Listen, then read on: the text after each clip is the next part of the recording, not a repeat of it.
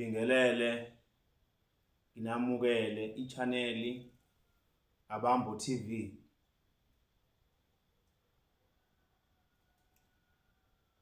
Ake sikhulume ngosomlando, ama-historians esinawo la eNingizimu Afrika. Osomlando bethu banolimu engalithandi, ngibona ngazi ukuthi luwulimu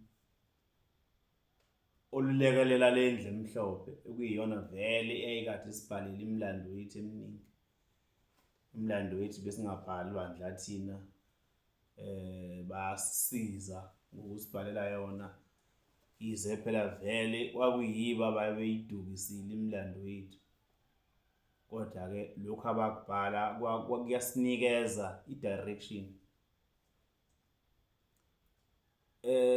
kubona osomlando. Into engiyihlaba kakhulu, ngihlaba le ukuthi abantu bapromote kakhulukazi abezizwe laba esuke ukuthi usomlando ophuma kuleso sizwe, besethi isizwe sakhe badinwa kabi mangabe bebuza ukuthi bangaphansi kwasiphi isizwe. Athi badinwa kabi ngoba bona bayisizwe siyimele gilikiqi, esinamasiko aso, sinolimi lwaso. Leyo nto angiyiboni ukuthi inhle noma kukhona la ingasiza khona njengama-Afrika. Ngibona ukuthi iyasidivide,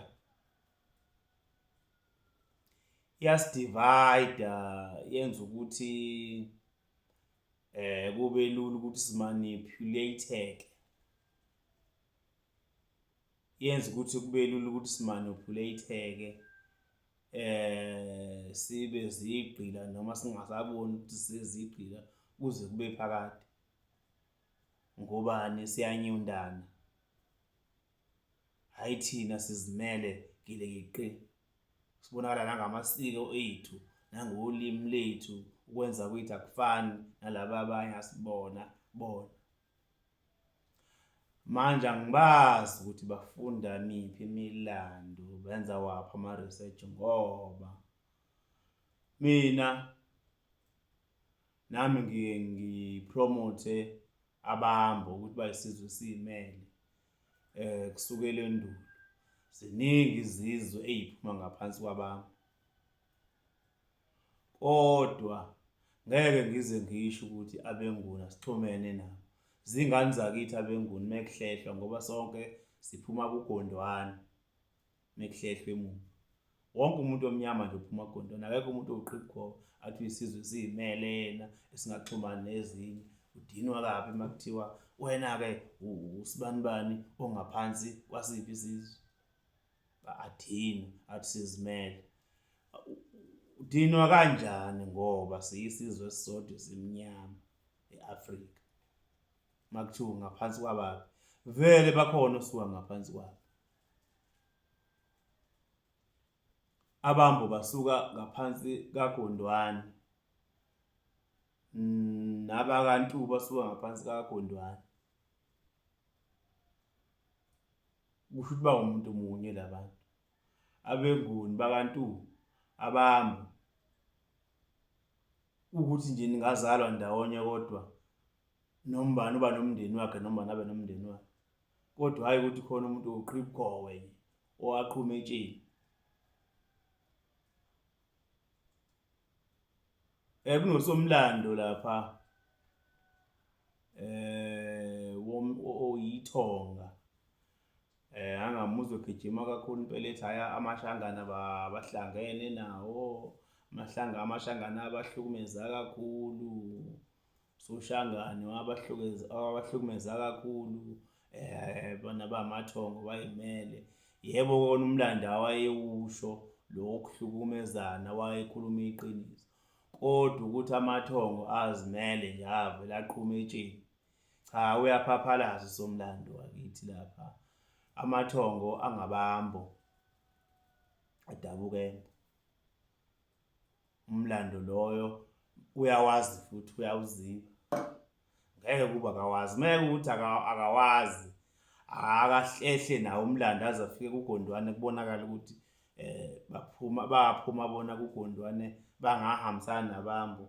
Akulutho lokho nawo kuhle, kodwa abasho okhokho bakhe kuqondane ukuthi hhayi into ethi bahlukene nabambo, yena wayezala ubani, hhayi lo owaba umumbo. Kuze kufike emathongeni-ke lawo esinawo, bese kuyagejana mlando thina esawuthola, kodwa ekugcineni still akayimele ukuthi uqhibukhowa ungum-Afrika, bayingxenye yethu nje, abazimele abanye bethu. Kuphinde kuzoba isizwe samaBhaca. Bakhona osomlando khona ophuma ebukhosini beka lapha okafika agijime kakhulu ngomlando wamaBhaca, kamnandi ubona ukuthi hhayi yinhle lento. Kodwa naye upromotha kona futhi lokho ukuthi amaBhaca azimele, mebezwa kuthiwa bangaphansi kwasiphi isizwe, bangamaMpondo, bangamaXhosa noma bangamaZulu. Kumphathe kabi lokho ukuthi hawu siyisizwe nje thina sinamasiko aphelele nolimi lethu oluphelele. Why kulesibuzwa ukuthi singaphansi kwabaphi, samaZulu yini noma amaBhaca-ke okwawo-ke angamaZulu ngampela-ke wona, ngoba aphuma kuZulu kaNtombela, aphuma lapha koMalandela, abakaLuzimane, abakaLufulwenje, abaLufenilenje, indle yodwa nje, bangabeNguni ngqo. Ulimi lolu abalukhulumayo ulimi lesimbo, ulimi lokuthi ngalesikhathi efika uSibiside lapha, njengoba zaqanjwa kwathiwa uSibiside Simajemvelezane, uSibiside Simaphandle, saphandle labaNguni bevungama. Ezeqanjwa kanjalo kunabeNguni lapha afika wadabula izwe. Abanye babo bagcina sebehlangene nabo njengamaChuni namaBhaca, bagcina sebehamba nabambo, nolimi labo bagcina sebekhuluma ulimi lwasembo. AmaBhaca asakhuluma lonto, bekhuluma ulimi oluthi alube Siswati nje, ingenxa yokuthi bahlale kakhulu laphayana ey'ntabeni zobombo bey'ndawonye, bengazalani kodwa beyimiphakathi minye, bekhuluma ulimi olufanayo. Ulimi labo influence izizwe zabambo, bayatekela, itekela language, bayatekela noma bayathefuya. La khona uZ aphenduka abuti, u-L aphenduka abuya, umuntu ulele uyeye. Izizwe zabambo ezaqhamuka nalawo ama-languages anjalo. So bona bakhuluma ulimi lwasembo, namasiko abawenzayo ancike emasikweni abambo, amaBhaca, kodwa ngokozalo kwe-lineage yabo bangala esizweni samaZulu, bangabeNguni ngqo. Ukuthi bazimele gelekeqe, akufunakali lokho bese kuba yinto engazi ukuthi isichaza ukuthi sungaze udini uma kuthiwa ngaphansi kwasiphi. Siyimele gelekeqe samaBhaca, kodwa sisuka olimini lamaZulu, abeNguni, sisuka ndawonye nabo, sahlala kakhulu nezizwe zabambo njengoba ulimi lethu lu-affectekile. Akhulume nje into iqonde umuntu, singadukisani sizoze sigcine sengazi ukuthi asiyonto eyodwa. Ngincoma kakhulu khona umlunguzi lapha owakamlando Mathiki, usomlando lapha, ngiyamncoma, noma kwezinye iy'ndawo sibeke sigejane, umesexova, kodwa inhloso yakhe yinhle, ngoba inhloso yakhe ifuna ukuthi abantu, ufuna kungene la emakhanda abo ukuthi bangama-Afrika ayekade ezalwa umuntu oyedwa. Ngiwuthanda kakhulu umlando wakamlando Mathiki, abantu ngiyafisa bewulandele, ukuthi mina-ke naye khona la sibe sithi ukuphazamisana kwesinye isikhathi, esethatha amakhehla kwenye indlu awafaka kwenye indlu, thatha amakhehla kwenye indlu awafaka kwenye indlu, athi kwakuwumuntu oyedwa enamagama ahlukahlukene. Kusuke kuwukuthi phela-ke ngeke angageji, phela uwumuntu, we-human being, kodwa ukuthi siphuma ndawonye lo mlando nje, aqonde ukuthi ungene kubantu, muhle kakhulu ukuthi abantu abazane ukuthi bamuntu munye, qinisile kakhulu umlunguzi lapha wakamlando uMathili.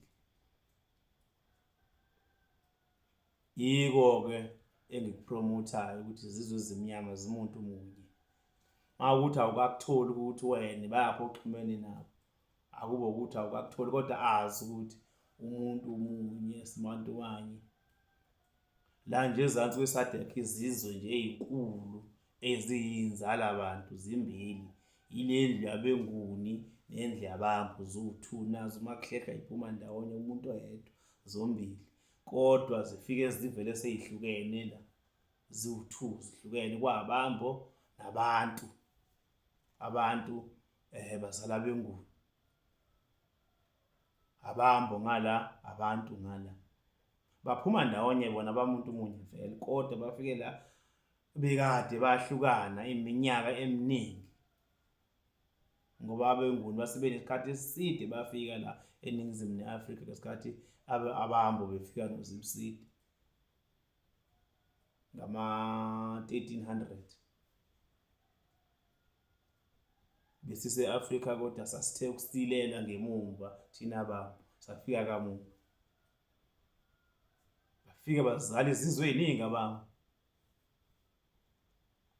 nababeNguni bevele sebenezizwe ey'ningi ababefike nazo, babevele sebehlukene kwabona bengeyona indlu eyodwa, base beyizindlu ey'hlukene kwabona, bengasakhulumi ulimi olufana ncimishi kwabona, abeNguni bebodwa befika aBambo.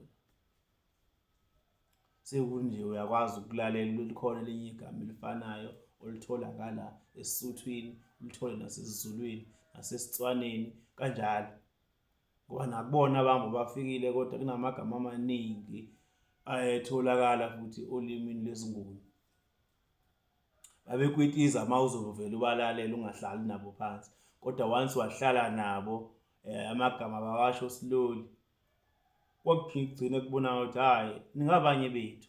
Amanye amagama eniwakhulumayo ukunje nina niyayeza, niyathefula, niyatekela, kodwa amagama indlela enikhuluma ngayo, amagama amaningi ayifani nathi sabeNguni, sakwazi ukuhlalisana. Asikho isizwe esimnyama esizimele saqhuma etsheni, izizwe ezimnyama ezomuntu oyedwa sonke. Ngiyabonga.